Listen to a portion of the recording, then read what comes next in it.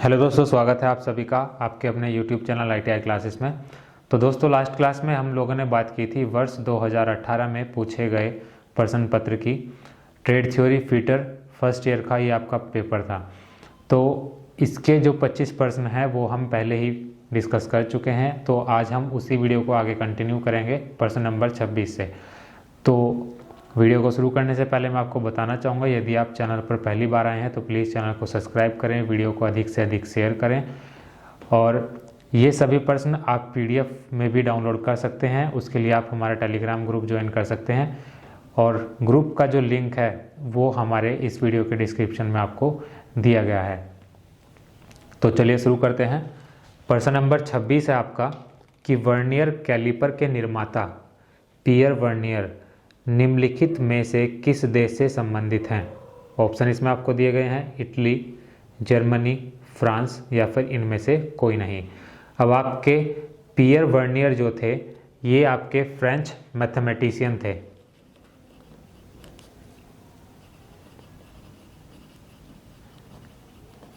इसके अलावा vernier caliper के खोजकर्ता भी पियर वर्नियर ही थे और जिस देश से ये संबंधित थे उस देश का नाम है आपका फ्रांस। ऑप्शन नंबर सी क्या होगा, इसका राइट आंसर होगा। इसके बाद में प्रश्न नंबर 27 है आपका कि नॉर्मलाइजिंग मीन्स सामान्यीकरण प्रक्रिया में गर्म स्टील निम्नलिखित से ठंडी की जाती है। नॉर्मलाइजिंग में क्या होता है, जो आपकी स्टील होती है उसको आप हमेशा रूम टेम्परेचर पर ही ठंडा करते हैं। तो ऑप्शन नंबर बी क्या है, इसका राइट आंसर है कमरे के तापमान पर स्थिर वायु में रखकर आप गर्म स्टील को ठंडा करते हैं। प्रश्न नंबर 28 है आपका बेंट स्निप का उपयोग खालिस्तान के लिए किया जाता है। अब देखिए, जो आपका स्निप होता है वो आपके दो तरीके होते हैं। एक तो होता है आपका स्ट्रेट स्निप, दूसरा होता है आपका बेंट स्निप। तो बेंट स्निप का उपयोग आप वक्रीय रेखाओं के साथ सीट काटने के लिए करते हैं। मीन्स ऑप्शन नंबर डी क्या है, इसका राइट आंसर है। और जो आपका स्ट्रेट स्निप होता है उनका यूज़ आप स्ट्रेट लाइन कर्व्स को काटने के लिए करते हैं या फिर जिनकी रेडियस अधिक होगी उन वक्रीय रेखाओं को स्ट्रेट स्निप के द्वारा काटा जाता है। बट यहाँ पर पूछा क्या गया है, बेंट स्निप का उपयोग। तो बेंट स्निप का उपयोग आप छोटी वक्रीय रेखाओं के साथ सीट काटने में करते हैं। इसके बाद नेक्स्ट है आपका कि कौन सी रिवेट मुलायम धातु जैसे चमड़े, प्लास्टिक आदि की रिवेटिंग करने के लिए उचित होती है। ऑप्शन इसमें आपको दिए गए हैं, snap head rivet, pan head rivet, विभाजित या द्विविभाजित रिवेट और लास्ट है आपका काउंटर संक हेड रिवेट। तो इसका जो सही आंसर होगा ऑप्शन नंबर सी होगा, विभाजित या द्विभाजित रिवेट। प्रश्न नंबर 30 है आपका कि किस वाइस का उपयोग फोर्जिंग में किया जाता है। वाइस क्या होती है, आपका जो आपका वर्क पीस होता है उसको होल्ड करने के लिए एक डिवाइस होती है। और पूछा क्या है कि किस वाइस का उपयोग आप फोर्जिंग में करते हैं। तो फोर्जिंग में आप लैग वाइस का उपयोग करते हैं। तो ऑप्शन नंबर सी क्या होगा, इसका राइट आंसर होगा। इसके बाद में प्रश्न नंबर 31 है आपका कि कैलिपर किस प्रकार का यंत्र है। ऑप्शन इसमें आपको दिए गए हैं, प्रत्यक्ष मापने वाला यंत्र, दूसरा ऑप्शन है अप्रत्यक्ष मापने वाला यंत्र, तीसरा ऑप्शन है ए व बी दोनों या फिर इनमें से कोई नहीं। अब कैलिपर जो होता है आपका किस प्रकार का यंत्र है, यहाँ पर पूछा ये गया है। तो सबसे पहले हम बात करते हैं कि प्रत्यक्ष मापने वाले यंत्र कौन से होते हैं और अप्रत्यक्ष मापने वाले यंत्र कौन से होते हैं। तो सबसे पहले आता है आपका प्रत्यक्ष मापने वाला यंत्र। प्रत्यक्ष मापने वाला यंत्र एक ऐसा यंत्र होता है जिसमें आपको मापन के लिए किसी दूसरे उपकरण की आवश्यकता नहीं होती। वो आपके क्या कहलाते हैं, प्रत्यक्ष मापने वाले यंत्र कहलाते हैं। तो क्या बताया मैंने कि ऐसा उपकरण जिसकी सहायता से आप किसी भी माप को ले सकते हैं, मतलब किसी अन्य उपकरण की आवश्यकता नहीं होती।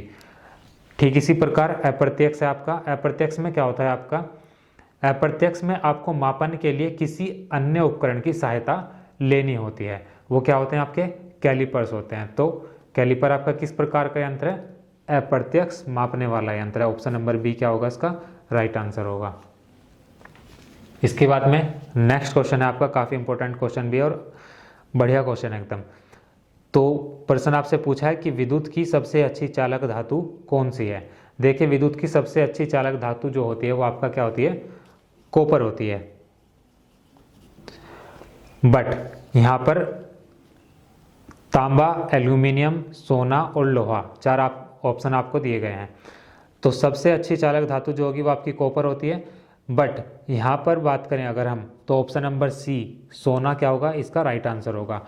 प्रश्न नंबर 33 आपका कि ढलवा लोहे की फोर्जिंग किस गुण के कारण संभव नहीं है। ढलवा लोहे की फोर्जिंग भंगुरता के कारण संभव नहीं है। ऑप्शन नंबर बी क्या होगा, इसका राइट आंसर होगा। भंगुरता की बात करते हैं, होता क्या है, देखिए जैसे कि मेरे पास ये पेंसिल है, यदि आप इसको किसी दूसरी शेप में लाना चाहें, आप इसको मोड़कर, तोड़कर या फिर दबाकर, जिस भी तरीके से आप इसको दूसरी शेप देना चाहेंगे, बट क्या होगा, ये उस शेप में ना होकर ये क्या होती है, टूट जाती है। तो वही गुण क्या कहलाता है, आपका भंगुरता कहलाता है। मतलब जो शेप आप इसको देना चाहते थे उस शेप की बजाय ये क्या हो गई, आपकी ब्रेक हो गई। तो वही गुण आपका क्या कहलाएगा, धातु की भंगुरता कहलाता है। इसके बाद में प्रश्न नंबर 34 आपका कि पावर हैमर अधिकांशतः निम्नलिखित में से किससे ऑपरेट की जाती है। तो पावर हैमर जो होते हैं आपके ज़्यादातर बिजली से ऑपरेट किए जाते हैं। तो ऑप्शन नंबर बी क्या होगा, इसका राइट आंसर होगा विद्युत से। इसके बाद में नेक्स्ट क्वेश्चन है आपका कि स्टील में कार्बन की मात्रा बढ़ने से क्या होता है। यदि आप स्टील में कार्बन की मात्रा बढ़ा देते हैं तो उसकी जो हार्डनेस होती है, उसकी जो कठोरता होती है, वो भी क्या हो जाती है, बढ़ जाती है। तो ऑप्शन नंबर ए क्या है, इसका राइट आंसर है, कठोरता बढ़ती है। प्रश्न नंबर 36 है आपका, लकड़ी, रबर आदि की फाइलिंग निम्नलिखित में से किस रेती के द्वारा की जाती है। लकड़ी हुई, रबर हुई, इन सब की फाइलिंग आप रेस्प कट रेती के द्वारा करते हैं। तो ऑप्शन नंबर डी क्या है, इसका राइट आंसर है।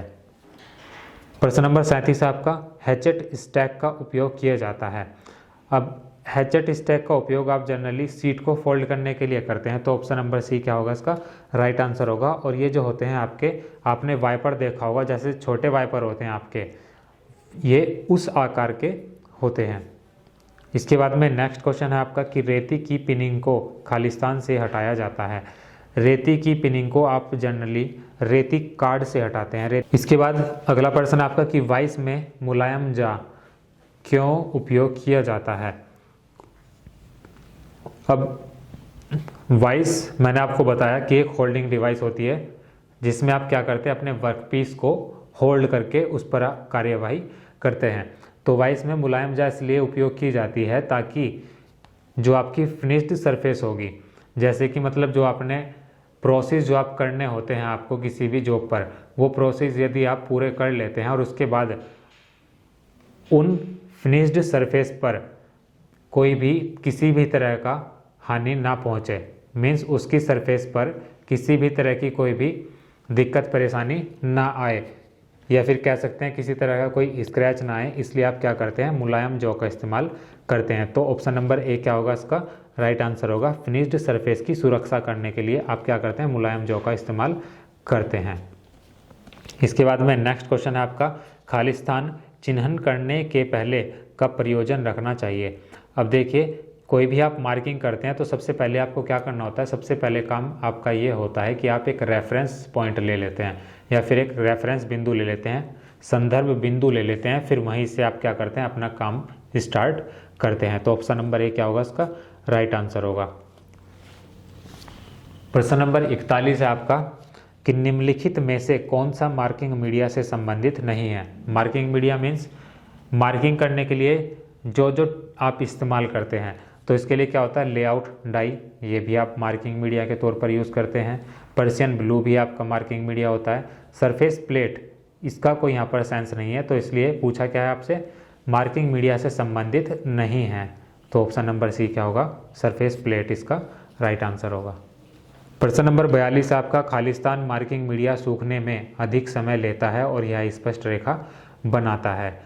तो क्या है आपका, पर्शियन ब्लू मार्किंग मीडिया जो होता है इसको सूखने में अधिक टाइम लगता है, बट जो आप इसके पर मार्किंग करेंगे वो काफ़ी क्लीन एंड क्लियर होती हैं। तो ऑप्शन नंबर ए क्या है, इसका राइट आंसर है पर्शियन ब्लू। प्रश्न नंबर 43 है आपका, अधिकांश की खालिस्तान की बनाई जाती हैं। मीन्स जो आपकी कीज़ होती हैं वो ज़्यादातर किसकी बनाते हैं आप, माइल्ड स्टील की बनाते हैं, तो ऑप्शन नंबर बी क्या होगा इसका राइट आंसर होगा। इसके बाद में प्रश्न नंबर 44 आपका छोटा सा न्यूमेरिकल टाइप है। किसी माइक्रोमीटर में ऋणात्मक त्रुटि 0.03 होती है। यदि माइक्रोमीटर 40.53 मिलीमीटर की रीडिंग देता है तो माइक्रोमीटर की सही से रीडिंग क्या होगी। देखिए इसमें क्या होता है, आपका एक फॉर्मूला होता है कि माइक्रोमीटर में जो भी आपकी रीडिंग दी गई होगी 40.53, उसमें जो भी आपकी त्रुटि होगी उसको आप ऐड कर देंगे। तो 0.03 इसमें आप इसको ऐड कर देंगे तो ये हो जाएगा आपका 40.56। तो ये क्या होगा, इसका राइट आंसर होगा ऑप्शन नंबर बी। इसके बाद में प्रश्न नंबर 45 है आपका कि वर्नियर बेवल प्रोटेक्टर की सहायता से कोई कोण 1 डिग्री के खालिस्तान की सटीकता तक मापा जा सकता है। तो 1 डिग्री के 12वें भाग तक उसको सटीकता से मापा जा सकता है। तो ऑप्शन नंबर बी क्या होगा, इसका राइट आंसर होगा। इसके बाद में अगला प्रश्न है आपका कि वर्नियर हाइट गेज से मार्क करते समय इसे अपने आधार से ऐसे तरीके से पकड़कर स्थानांतरित किया जाना चाहिए जिससे क्या ना हो। ऑप्शन देख लेते हैं, मुख्य स्केल मुड़ा हुआ ना हो, शून्य त्रुटि या मुख्य स्केल पर त्रुटि ना हो, मुख्य स्केल मुड़ा हुआ ना हो, और लास्ट ऑप्शन है आपका ऑफसेट स्क्राइबर का आधार सरफेस प्लेट के समानांतर हो। तो ऑप्शन नंबर डी क्या होगा, इसका राइट आंसर होगा। देखिए क्या होगा, जब आप वर्नियर हाइट गेज से मार्क करते हैं तो क्या होता है, जो आपका आधार होता है वो कैसा होना चाहिए, एक समान होना चाहिए, या फिर आप कह सकते हैं कि इसके पैरेलल कोई आपका सरफेस होना चाहिए जिससे आप अपनी रीडिंग को आसानी से ले सके। तो इसमें क्या है, ऑफसेट स्क्राइबर का आधार सरफेस प्लेट के समानांतर हो। तो ऑप्शन नंबर डी क्या है, इसका राइट आंसर है। प्रश्न नंबर 47 है आपका कि साइनाइडिंग और नाइट्राइडिंग निम्नलिखित प्रक्रिया में से किसकी 2 विधियां हैं। देखिए केस हार्डनिंग की ये दोनों की दोनों विधि हैं, बट इसके अलावा केस हार्डनिंग में आपकी और भी प्रक्रियाएं होती हैं, जैसे कि आपका होता है कार्बोराइजिंग के बाद आपका होता है साइनाइडिंग हो चुका है, तीसरा हो जाएगा आपका नाइट्राइडिंग, और एक हो जाएगा आपका कार्बोनाइट्राइडिंग। इसमें केस हार्डनिंग में आपकी 4 प्रोसेस होते हैं, एक होता है आपका कार्बोराइजिंग, दूसरा होता है साइनाइडिंग, तीसरा होता है नाइट्राइडिंग, और चौथा होता है आपका कार्बोनाइट्राइडिंग। इसके अलावा 1-2 प्रोसेस और होते हैं, बट यहाँ पर आपसे साइनाइडिंग और नाइट्राइडिंग के नाम दिए गए हैं। ये पूछा है कि किस प्रोसेस में आप इन 2 विधियों का इस्तेमाल करते हैं। तो ऑप्शन नंबर बी क्या होगा, इसका राइट आंसर होगा केस हार्डनिंग में। इसके बाद में नेक्स्ट आपका कि जिंक कोटेड शीट को खालिस्तान के नाम से भी जाना जाता है। तो जिंक कोटेड शीट को आप गैल्वेनाइज्ड आयरन शीट के नाम से भी जानते हैं, GI शीट जिसको आप इंग्लिश में कहते हैं। प्रश्न नंबर 49 है आपका कि किस औजार का उपयोग अत्यधिक मोटी शीट काटने के लिए किया जाता है। अब देखिए यदि आपकी शीट की मोटाई ज़्यादा है तो उसके लिए आप सीयर का भी इस्तेमाल करते हैं। इसके अलावा प्रेस भी होता है, प्रेस के अलावा फ्लेम कटिंग भी आप करते हैं, उसके अलावा प्लाज्मा कटिंग भी आप करते हैं। तो यदि आपके शीट की मोटाई ज़्यादा है तो आप उन्हें काटने के लिए सीयर, प्रेस, फ्लेम कटिंग या फिर प्लाज्मा कटिंग का इस्तेमाल करते हैं। इसके बाद में अगला और आखिरी प्रश्न आपका कि निम्नलिखित में से कौन सा स्टैक डबल सिरे वाली जॉब को सपोर्ट प्रदान करता है। ऑप्शन इसमें आपको दिए गए हैं, hatchet stake, half moon stake, creasing iron stake, और लास्ट आपका हॉर्स स्टैक। तो इसका जो सही आंसर होगा ऑप्शन नंबर डी होगा, हॉर्स स्टैक। तो दोस्तों आज की वीडियो में सिर्फ इतना ही, और नेक्स्ट वीडियो में हम बात करेंगे एक अन्य क्वेश्चन पेपर की।